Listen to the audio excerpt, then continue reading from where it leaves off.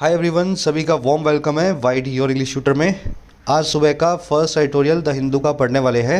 Seeds of hope इसका title है। यह आर्टिकल लिखा गया है जेनेटिकली मॉडिफाइड क्रॉप्स पे।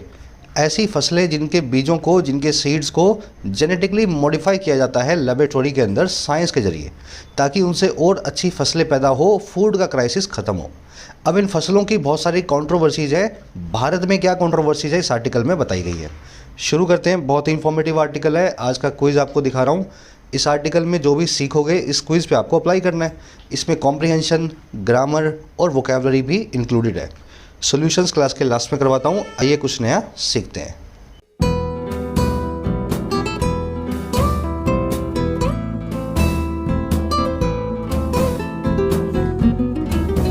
ऑलराइट, कह रहा है जी सीड्स ऑफ होप। देखिए, होप का मतलब है आशा, ऑप्टिमिज्म, और सीड्स का मतलब है बीज। कह रहा है अब आशा के बीज आ चुके हैं।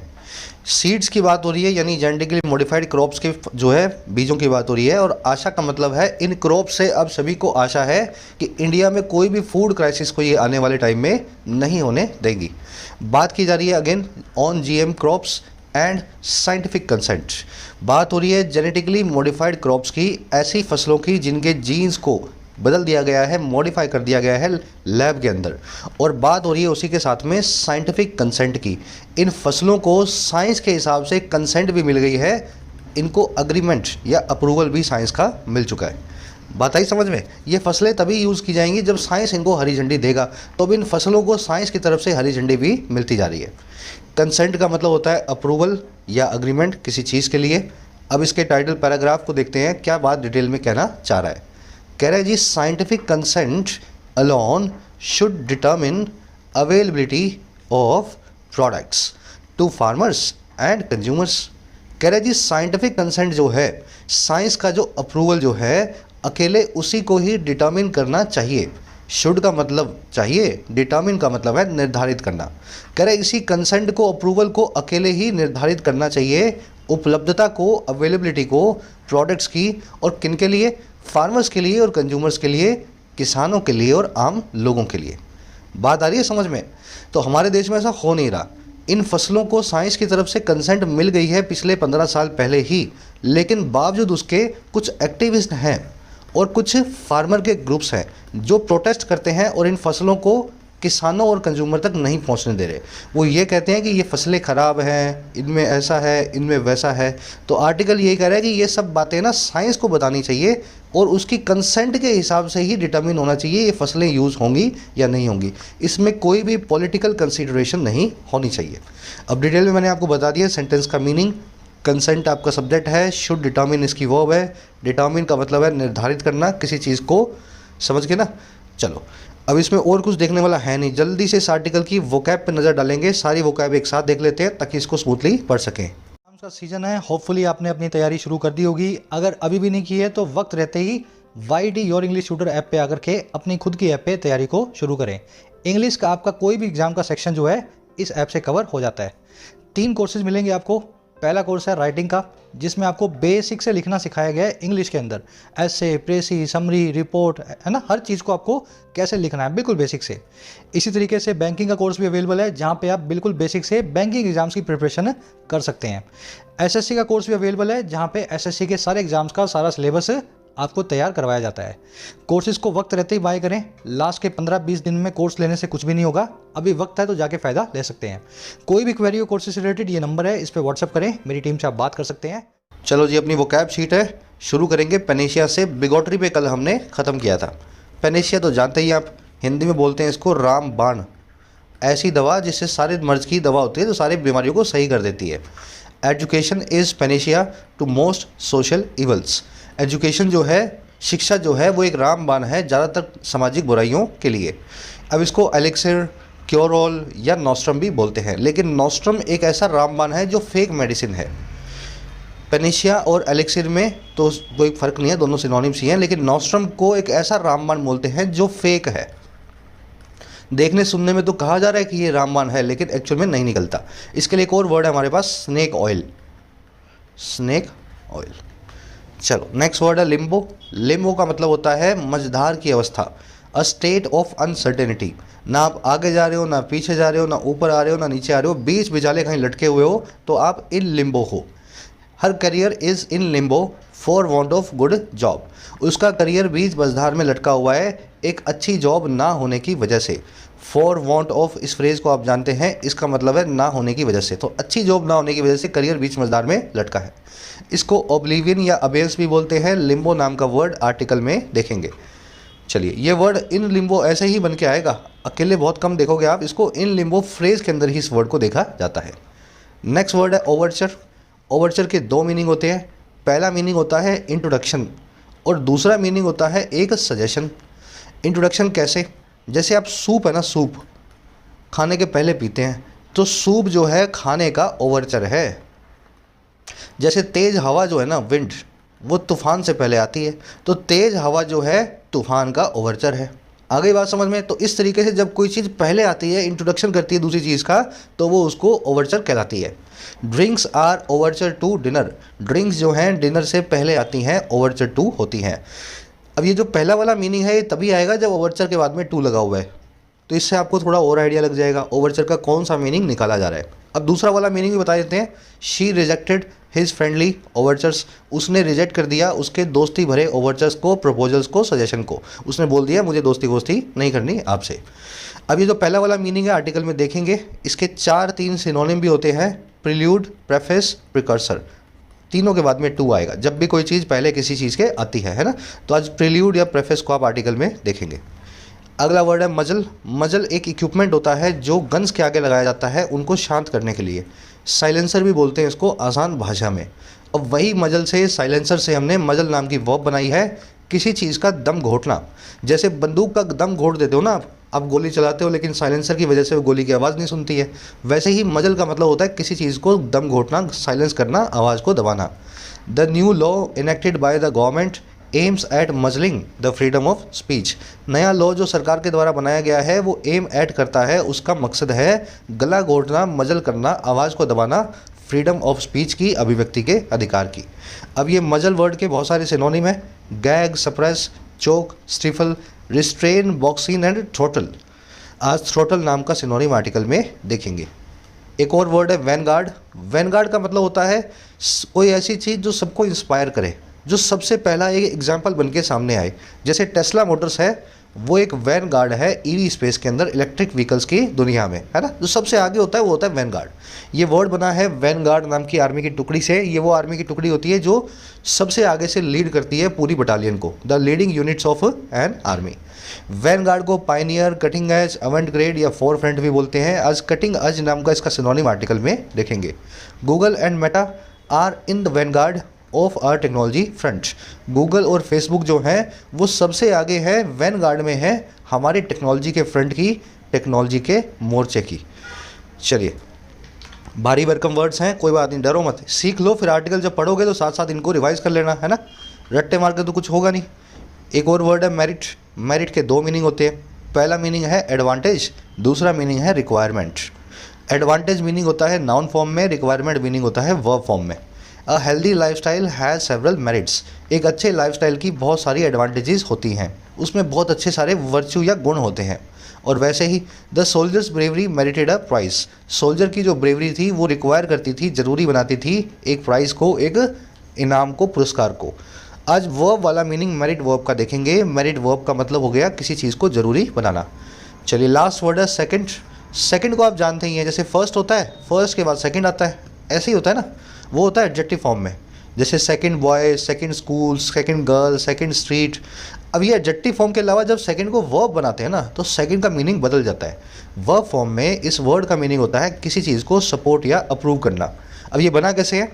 आपने किसी आइडिया को सबके सामने रखा, तो you are the first person to support that idea. जो रख रहा है बंदा वो तो सपोर्ट करेगा ही करेगा, और आपके आइडिया को मैंने जल्दी से अप्रूव कर दिया, तो मैं सेकंड पर्सन होऊंगा आपके आइडिया को अप्रूव करने वाला। वहीं से हमने सेकंड वर्ब बना दी किसी चीज़ को अप्रूव करना। The bill was seconded by the opposition. इस बिल को, इस अध्यादेश को सेकंड किया गया था, अप्रूव किया गया था अपोजिशन के द्वारा। इस तरीके से वर्ब फॉर्म में यूज़ करना है। चलिए, 5-6 वर्ड्स हैं, डिटेल में करवा दिए। अब आ जाओ आर्टिकल पे। एक समरी आपको दे दें किस बारे में लिखा हुआ है। देखो, समरी ये है कि जेनेटिकली मॉडिफाइड क्रॉप्स के बारे में आपने सुना होगा। ये ऐसी क्रॉप्स हैं जिनके फसलों को, बीजों को लेबोरेटरी के अंदर साइंटिस्ट जो लोग हैं तैयार करते हैं, इनके जीन्स के साथ में मॉडिफिकेशन करके। और ये क्यों किया जाता है? ताकि इनसे पैदावार अच्छी हो, नॉर्मल के बजाय 5 से 10 गुना पैदावार खेत में हो सके।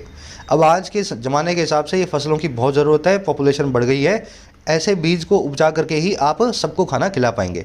लेकिन इंडिया में ये दिक्कत है कि इन फसलों को जब जब साइंस की तरफ से अप्रूवल मिलती है, तब कुछ एक्टिविस्ट और फार्मर्स के ग्रुप आते हैं और प्रोटेस्ट करने लगते हैं। और इस वजह से पिछले 10-15 सालों में अच्छी अच्छी फसलों को अप्रूवल मिलने के बावजूद ये आज तक बाज़ार में नहीं आई। हमारा आर्टिकल यही कह रहा है कि पुरानी जो हो गई वो भूल जाओ, अब एक नया सरसों का यानी मस्टर्ड के बीज को हमने खोजा है, जेनेटिकली मॉडिफाई किया है। अब इसमें किसी फार्मर या एक्टिविस्ट की मत सुनना, साइंस के हिसाब से ही आगे चलना।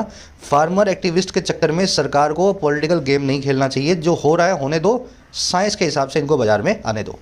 बस आज इनकी यही समरी है, साइंस के हिसाब से चलना चाहिए। तो साइंटिफिक टोन में लिखा हुआ आर्टिकल है। अब करेंगे इसको शुरू। चलो, क्या कह रहा है? कह रहा है after years of being in limbo, there is a surge of optimism around DMH11 or Dhara mustard hybrid 11, a variety developed using genetic engineering techniques by Indian scientists and public funds। कह रहा है बाद में, after, और किसके बाद में? कई सालों के बाद में। और किस चीज़ के? ऑफ लगा के बता रहा है। होने के, बीइंग होने के, एक लिम्बो में, अधर में, बीच मझधार में। लिम्बो याद है ना आपको? अबेयंस बोलते हैं किसी चीज़ का बीच में होना, अनसर्टेनिटी वाली पोजीशन में होना। कह रहे जी कई सालों तक अनसर्टेनिटी की पोजीशन में रहने के बाद में, बीच मझधार में रहने के बाद में अचानक से एक सर्ज आया है। सर्ज का मतलब होता है उछाल, किसी चीज़ में इंक्रीज। तो एक इंक्रीज आया है, एक लहर सी आई है ऑप्टिमिज्म की, आशावाद की। और किसके चारों तरफ? DMH11 के चारों तरफ। अच्छा, इसको और क्या बोलते हैं? इसका फुल फॉर्म है धारा मस्टर्ड हाइब्रिड 11। ये कोई टेक्निक होगी या कोई बीज होगा? कह रहा है ये एक ऐसी वैरायटी है, एक ऐसा बीज है जो डेवलप किया गया है, डेवलप्ड है, जिसका विकास किया गया है। और कैसे किया गया भाई? यूज़ करके, जेनेटिक इंजीनियरिंग को इनके जीन्स के साथ में मॉडिफिकेशन करके, ऐसी टेक्निक्स को यूज़ करके। और किसने की है टेक्निक्स यूज़?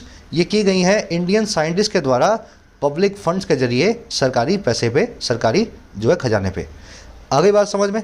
तो कई सालों से DMH का लोग इंतज़ार कर रहे थे, लेकिन DMH का कुछ फाइनल जो है कंक्लूजन निकल के नहीं आ रहा था। लेकिन अब DMH कंक्लूजन में नहीं है, लिम्बो में नहीं है, अब फाइनली इसको अप्रूव कर दिया गया है।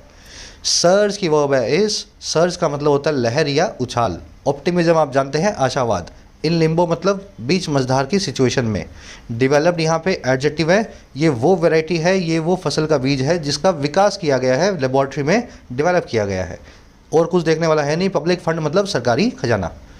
चलो, सरकारी खजाने के लिए सभी लोग एक वन वर्ड बताएंगे।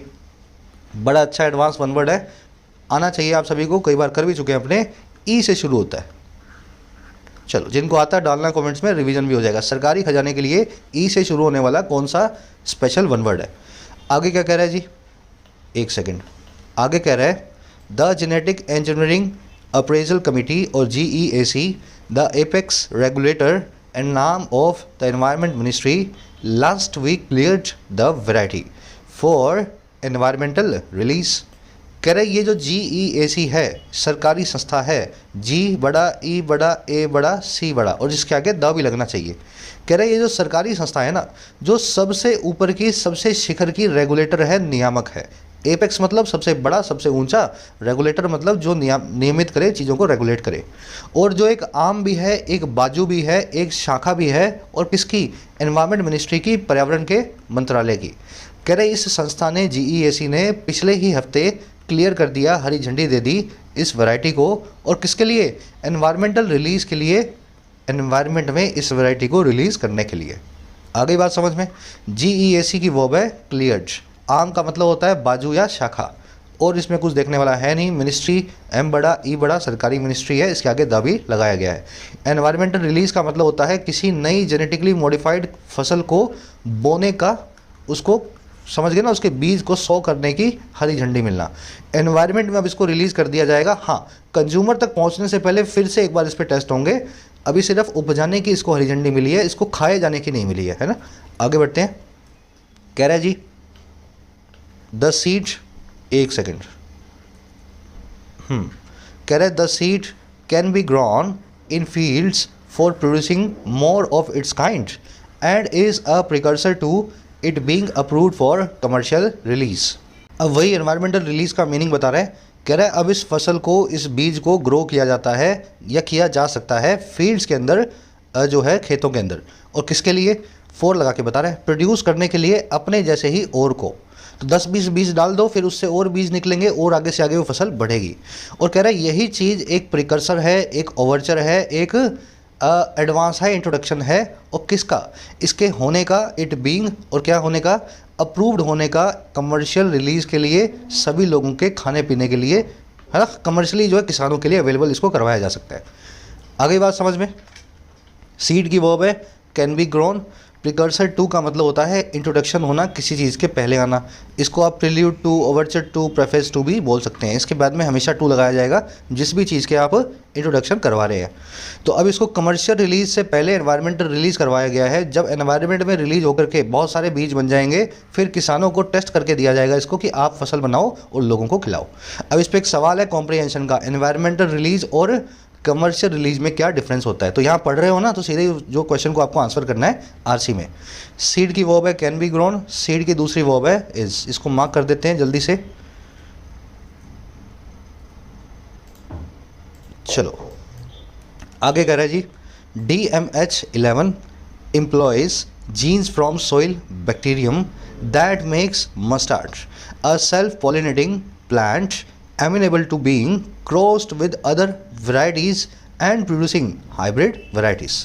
कह रहे जो DMH है ये एम्प्लॉय करता है, इस्तेमाल में लेता है जीन्स को, और कहाँ से इस्तेमाल में लेता है, सॉइल बैक्टीरियम से, सॉइल में पाए जाने वाले एक बैक्टीरियम से। और कौन सा बैक्टीरियम, जो बनाता है मस्टर्ड को, जो बनाता है सरसों को। अब सरसों क्या है, सरसों है एक सेल्फ पॉलिनेटिंग प्लांट, एक ऐसा प्लांट जो अपने आप को ही पॉलिनेट करता है। पॉलिनेट करना मतलब अपने बीजों को एक जगह से दूसरी जगह पे ट्रांसफ़र करना। तो वैसे तो ये काम करती हैं तितलियाँ, बटरफ्लाइज, दूसरे जो है समझ गए ना, उड़ने वाले कीड़े मकोड़े, लेकिन सेल्फ मस्टर्ड, ये जो मस्टर्ड है वो खुद को ही पॉलिनेट कर लेता है। कह रहे हैं मस्टर्ड एक ऐसा प्लांट है, और ये एमिनेबल टू भी है, ये रेडी भी होता है, एग्रीएबल भी होता है इस चीज़ के लिए। और वो चीज़ है होना क्रॉस्ड। क्रॉस्ड का मतलब है संकर होना, मिक्स होना, और किसके साथ में, अदर वेराइटीज़ के साथ में, और प्रोड्यूस करने के लिए भी हाइब्रिड वेराइटीज़ को। तो सरसों ऐसा होता है, अपने आप ही क्रॉस जो है उसका पॉलिनेशन करवाता रहेगा, खुद से ही करवाता रहेगा, और नई हाइब्रिड वैरायटियाँ जो है आपके लिए पैदा करता रहेगा। DMH11 की वर्ब है एम्प्लॉइज। एम्प्लॉय का मतलब होता है किसी चीज़ को इस्तेमाल में लेना। दैट आया बैक्टीरियम के लिए, दैट की वर्ब है मेक्स। बैक्टीरियम आप जानते हैं सिंगुलर है, अगर इसका प्लूरल बनाना हो तो क्या बन जाएगा, bacteria. Stadium, Stadia. Medium, media. Criterion, criteria. याद है ना, एडेंडम, करिकुलम, एडेंडा, करिकुला। तो इस सिंगुलर प्लूरल वाला सिस्टम याद रखना। जिनके लास्ट में UM आ रहा हो वो सिंगुलर है, अगर इसको निकाल के A लगा दूं तो प्लूरल है। एमिनेबल मतलब एग्रीएबल, किसी चीज़ के लिए रिस्पॉन्सिव, आगे इसके टू लगाया जाता है, एमिनेबल, एग्रीएबल, रिस्पॉन्सिबल, टू। चलो कह रहे जी hybrid varieties are generally more vigorous and in the case of mustard and oil seeds will produce more oil. अब कह रहे हैं हाइब्रिड वैरायटियाँ क्यों चाहिए हमें इस DMH11 की। कह रहे हैं क्योंकि हाइब्रिड वैरायटियाँ जो होती हैं ना वो जनरली बहुत ज़्यादा विगरस होती हैं, जोशीली होती हैं। विगरस मतलब फुल ऑफ विगर और एंथुजियाज्म, जिनमें बड़ा जोश होता है। कह रहे हैं और मस्टर्ड के केस में, जो कि एक ऑयल सीड है, जो कि एक, समझ गए ना, ऑयल प्रोड्यूस करने वाले फसल का एक बीज है। कह रहा है इस केस के अंदर ये प्रोड्यूस करेंगी और ज़्यादा ऑयल को और ज़्यादा तेल को। सरसों का तेल अब इंडिया में बहुत सारा हो सकता है। वैराइटीज़ की वर्ब है आर, दूसरी वर्ब है विल प्रोड्यूस। विगरस मतलब फुल ऑफ विगर, बहुत सारे जोश से भरा हुआ। आगे क्या कह रहा है जी, आगे कह रहा है जी, despite having varieties of mustard India continues to be a net oil importer due to poor yields. कह रहे बावजूद होने के, हैव करने के, मस्टर्ड की कई वैरायटियों को, इंडिया में मस्टर्ड की फसलों की, जो सरसों की फसल है उसकी कई वैरायटियाँ हैं।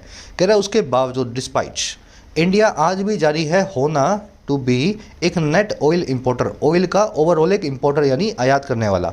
और किस वजह से, पुअर यील्ड की वजह से, ख़राब फसलों की रिटर्न की वजह से।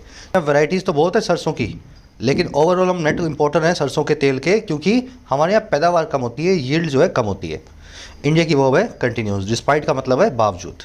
और क्या कह रहा है जी, कह रहा है the food crisis due to the Ukraine war has only exacerbated the problem. कह रहे जो फूड क्राइसिस है यूक्रेन वॉर की वजह से, इसने सिर्फ एक्सेसरबेट किया है और ख़राब बनाया है, बद से बदतर बनाया है इस सिचुएशन को। एक्सेसरबेट करना आप जानते हैं, एग्रावेट करना, एक्सेसपरेट करना, किसी चीज़ को वर्सन करना। क्राइसिस की वर्ब है हैज़ ओनली एक्सेसरबेटेड। और क्या कह रहा है जी, कह रहा है despite decades long trials mustard hybrids have not made it to Indian farmers because of activists opposed to genetic modification technology in principle and some farmer groups that believe them to be dangerous। अब कह रहे हैं ऐसा क्यों हो रहा है India में, इतनी सारी जीएम क्रॉप्स होने के बावजूद उनको यूज़ क्यों नहीं कर रहे हम। कह रहे हैं बावजूद कई डेकेड्स लंबे ट्रायल्स के, कई डेकेड्स लंबे जो है एक्सपेरिमेंट्स के, मस्टर्ड के जो हाइब्रिड्स हैं वो आज तक इंडियन फार्मर तक नहीं पहुंचे हैं। Mustard hybrids have not made it to Indian farmers. Make it to एक फ्रेज होता है, इसका मतलब होता है कहीं पहुंचना, रीच करना, अचीव करना। तो आज तक इंडियन फार्मर्स तक ये हाइब्रिड नहीं पहुंचे हैं। और क्यों नहीं पहुंचे हैं, बिकॉज ऑफ की वजह से। और किसकी वजह से, दो चीज़ों की वजह से। पहली चीज़ है कुछ एक्टिविस्ट जो अपोज टू हैं, जो विरोध करने वाले हैं जेनेटिक मॉडिफिकेशन टेक्नोलॉजी को। और कैसे, इन प्रिंसिपल। इन प्रिंसिपल का मतलब है इनके हिसाब से टेक्नोलॉजी का प्रिंसिपल ही गलत है। ये किसी खास टेक्नोलॉजी की किसी खास जो है फसल की बात नहीं करते हैं, ये बोलते हैं किसी भी फसल की जेनेटिक मॉडिफिकेशन इन प्रिंसिपल गलत होती है। और दूसरा रीज़न है कुछ फार्मर ग्रुप्स की वजह से जो ऐसा बिलीव करते हैं। और क्या बिलीव करते हैं, इन जेनेटिकली मॉडिफाइड क्रॉप्स को डेंजरस बिलीव करते हैं, इनको खतरनाक मानते हैं। आ गई बात समझ में। हाइब्रिड्स की वर्ब है have not made it to. Make it to का मतलब है रीच करना या अचीव करना। यूज़ करके दिखा देता हूँ। We could not make it to station in time. हम नहीं पहुँच सके स्टेशन तक वक्त रहते, इन टाइम। अब यहाँ पे रीच्ड की जगह पे मेक इट टू है ना, could not make it to भी हम लिख सकते हैं, है ना। मैं ऐसा भी लिख सकता हूँ वी कुड नॉट रीच, इसको निकाल दो, रीच लिख दो। वैसे ही finally she made it to the final list. आखिरकार वो फाइनल लिस्ट तक पहुँच ही गई, उसने फाइनल सिलेक्शन को अचीव कर ही लिया, है। तो इस तरीके से आप मेक इट टू नाम के फ्रेज़ को यूज़ करें। चलो आगे बढ़ते हैं। ये जो आप टू देख रहे हो अपोज के बाद में लगा हुआ है, इस पे ग्रामर कॉन्सेप्ट है, फटाफट आपको करवा देता हूँ। बड़ा सिंपल सा कॉन्सेप्ट है। कॉन्सेप्ट ये कहता है कि तीन वर्ब्स का खास ध्यान रखना है आपको, मैरी, कंप्राइज और अपोज। ये तीनों वर्ब्स कभी भी अपने बाद में कोई प्रेपोजिशन नहीं लेंगी। अगर अपोज, कंप्राइज और मैरी वर्ब को यूज़ कर रहे हैं, नो प्रेपोजिशन आफ्टर दैम। लेकिन इन तीनों वर्ब्स की जो थर्ड फॉर्म है, जो पास्ट पार्टिसिपल फॉर्म, उसके बाद में इनका प्रेपोजिशन फिक्स्ड है। एडजेक्टिव फॉर्म में ये अपना अपना एक प्रेपोजिशन फिक्स रखती है, वर्ब फॉर्म में इनका कोई प्रेपोजिशन नहीं आता। आ गई बात समझ में। अपोज का एडजेक्टिव फॉर्म में लगता है टू, कंप्राइज का एडजेक्टिव फॉर्म में लगता है ऑफ, मैरी के बाद में एडजेक्टिव फॉर्म में लगता है टू। अब मैं आपको बता देता हूँ एग्जाम्पल के जरिए। Workers opposed to a wage cut. Oppose का मतलब होता है विरोध करना। वर्कर्स ने विरोध किया एक वेज में कट का, एक सैलरी में कमी का। अब मुझे बताओ अपोज यहाँ पे क्या है, वर्ब है या एडजेक्टिव है। वर्ब की थर्ड फॉर्म है, मेन वर्ब का काम कर रही है। जब भी ये मेन वर्ब का काम करेगी ना अपोज वर्ब, तो इसके बाद में कोई प्रेपोजिशन नहीं आएगा। तो इस टू को आप यहाँ से निकाल देंगे। आप लिखेंगे workers opposed a wage cut. लेकिन यहाँ देखो, workers were opposed to a wage cut. Workers जो थे वो अपोजिशन में थे एक वेज कट के। यहाँ पे अपोज्ड एक एडजेक्टिव है। कैसे पता लगा, कोई पैसिव वॉइस नहीं बना हुआ, वर्कर्स का अपोज नहीं किया गया, वर्कर्स खुद ही अपोज थे। अपोज का मतलब है यहाँ पे अगेंस्ट। आगे बात समझ में। तो ये वर्ब की थर्ड फॉर्म है, एडजेक्टिव का काम कर रही है, इज, एम, आर, वॉज, वर के बाद में आ रही है। सीधे सीधे देख लो, एडजेक्टिव की वजह से अपने बाद में टू को लेगी। तो इस अपोज के बाद में टू आ जाएगा, इसके बाद में नहीं आएगा। आगे बात समझ में ना। कुछ स्टूडेंट्स को बड़ी कन्फ्यूजन होती है, सर यहाँ लगाया था तो यहाँ नहीं लगाया था। आपको पार्ट ऑफ स्पीच पकड़ना है। अगर मेन वर्ब है तो नहीं लगाना, अगर एडजेक्टिव है तो उसके बाद में लगेगा। वैसे इस केस में भी देखो, एक्टिविस्ट जो अपोज करते थे, जो अपोज्ड थे, ये पास्ट पार्टिसिपल है, इसलिए इसके बाद में टू लगा है। अब वैसे ही बाकी दोनों वर्ब्स भी चलेंगी, कंप्राइज और मैरी। कंप्राइज का मतलब होता है मिल के बना होना, मैरी का मतलब है शादी करना। Surya married to Deepika. सूर्या ने शादी की दीपिका से। सूर्या सब्जेक्ट है, मैरी वर्ब है, वर्ब के बाद में कोई प्रेपोजिशन नहीं लेगी, टू को निकाल दो। मैरी वर्ब अपने बाद कोई प्रेपोजिशन नहीं लेती है, ना टू लेगी ना विद लेगी। और वैसे ही Surya is married to Deepika. Surya Deepika से मैरिड है। यहाँ पे मैरिड एक एडजेक्टिव लगा हुआ है, जैसे सूर्या खुश है, सूर्या दुखी है, सूर्या मैरिड है, सूर्या अनमैरिड है, वैसे ही समझ रहे हो मेरी बात, मैरिड यहाँ पे एक एडजेक्टिव का काम कर रहा है। सूर्या की शादी नहीं की जाती, ये पैसिव वॉइस नहीं है, सूर्या शादीशुदा है दीपिका के साथ। यहाँ पे मैरिड के बाद में टू लगा हुआ है जो बिल्कुल करेक्ट है। The book comprise of 50 chapters, book मिलके बनी थी 50 चैप्टर से। कंप्राइज यहाँ पे मेन वर्ब है, बुक सब्जेक्ट है, ऑफ नहीं आएगा। और यहाँ देखो the book was comprise of 50 chapters, book जो है कंप्राइज थी 50 चैप्टर से, इस केस में वॉज आ चुका है, कंप्राइज एक एडजेक्टिव है, इसके बाद में ऑफ आएगा। समझ में आ गई बात। तो वैसे इनका निशानी भी लगा सकते हो आप, वॉज वर अगर आ जाए, is am are was were इनसे पहले आ जाए तो ये एडजेक्टिव होते हैं, अपनी प्रपोजिशन को फिक्स में लेते हैं। स्क्रीनशॉट ले लो इस कॉन्सेप्ट का, आज के क्विज में यूज़ करेंगे। चलो अब आ जाओ नेक्स्ट पैराग्राफ पे। आगे कह रहा है जी, while several top scientist and agricultural experts have cheered the GEAC approval, the celebration ought to be muted. कह रहे जी जहाँ बड़े बड़े कई जो टॉप साइंटिस्ट हैं और एग्रीकल्चर एक्सपर्ट्स हैं, उन्होंने चीयर किया है, उन्होंने खुशी जताई है इस GEAC की अप्रूवल पे जो आई है मस्टर्ड की एक वैरायटी पे, MDH पे, ठीक है, क्या नाम है, MHD जो भी इसका नाम है।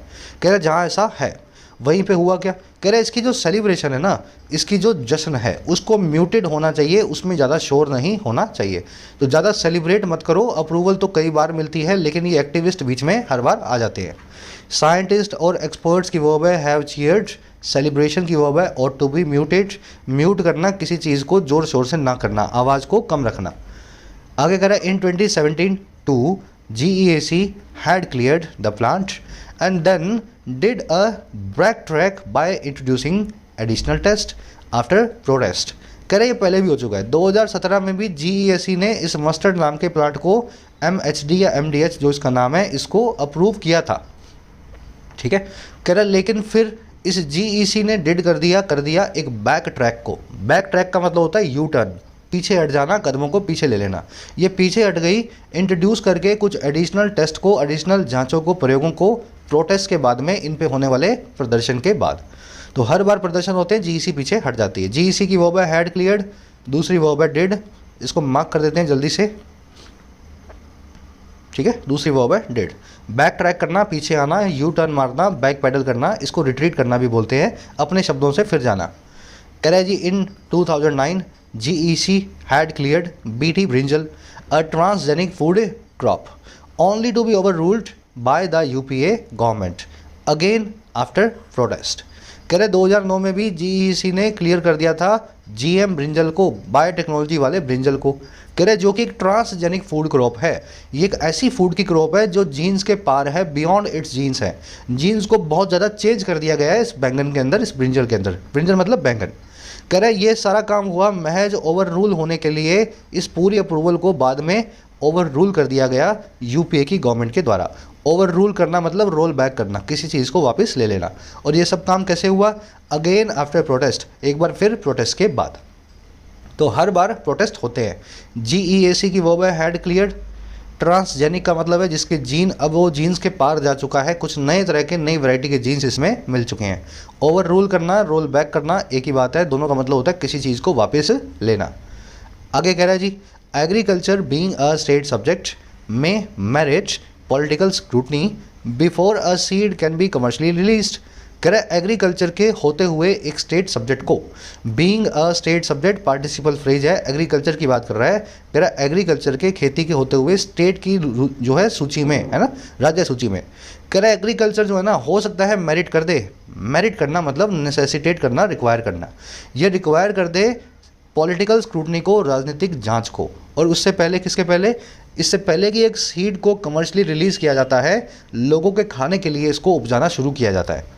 कह रहा है however in case of transgenic technology these decisions have only serve to throttle technological progress. कह रहा है हालांकि ट्रांसजेनिक टेक्नोलॉजी के केस में, जेनेटिकली मॉडिफाइड क्रॉप्स के केस में, ये सारे फैसले जो है इन्होंने सिर्फ यही काम किया है, इतना ही सर्व किया है कि ये थ्रोटल करते हैं। थ्रोटल करना मतलब गला घोंटना, टेक्नोलॉजिकल प्रोसेस का, याद है ना, थ्रोटल, मजल, स्टिफल, सप्रेस, किसी चीज़ को गला घोंटना। तो ये तकनीकी एडवांसमेंट का गला ही घोंटते हैं, क्योंकि सरकार कभी भी लोगों को नाखुश करके इन जो है फसलों को रिलीज़ नहीं होने देगी। एग्रीकल्चर की वर्ब है मे मेरिट, मेरिट का मतलब होता है किसी चीज़ का ज़रूरी बनाया जाना, रिक्वायर करना, नेसेसिटेट करना। सीड की वर्ब है can be released passive voice में, कैन बी प्लस में वर्ब की थर्ड फॉर्म। डिसीजंस की वर्ब है हैव ओनली सर्व्ड, थ्रोटल का मतलब है किसी चीज़ की साइलेंस करना, आवाज़ को दबाना। और आगे बढ़ते हैं। करेजी द होल्ड और the so called moratorium on BT brinjal persist and it was only in 2020 that GEAC approved fresh field trials. कह रहे जी जो होल्ड लगा हुआ है 2009 से और जिसको हम मॉरेटोरियम भी बोलते हैं, तो जब लोगों ने इसका विरोध किया ब्रिंजल का 2009 में, इस बैंगन का, तो सरकार ने इस पर मॉरेटोरियम लगा दिया। मॉरेटोरियम का मतलब होता है ठंडा बस्ता, किसी चीज़ को सस्पेंशन में डालना। तो सरकार ने बोल दिया 10-12 साल इसको सस्पेंड कर रहे हैं और ट्रायल करेंगे। कह रहे ये होल्ड है ना, ये आज भी बना हुआ है, परसिस्ट करता है। कह रहा और ये सिर्फ ओनली 2020 में ऐसा हुआ, 2020 में जाके ऐसा हुआ कि GEC ने अप्रूव कर दिया नए फील्ड के ट्रायल्स को इस बीटी ब्रिंजल नाम की टेक्नोलॉजी के लिए। कह रहा वो trials which were in effect reputation of earlier trials. कह रहे वही ट्रायल्स हैं जो इन इफेक्ट, जो वास्तव में रेपुटेशन है पहले हुए ट्रायल्स की। तो पहले जब हो चुके हैं, नतीजा निकल चुका है, तो फिर से ट्रायल कर रहे हो, मतलब आप वक्त काट रहे हो, कैसे भी करके बीटी ब्रिंजल को बाजार में आने से रोक रहे हो, क्योंकि लोग नहीं चाहते कि बाजार में आए। होल्ड की वर्ब है परसिस्ट, इट की वर्ब है वॉज, GEAC की वर्ब है अप्रूव्ड, विच की वर्ब है वर।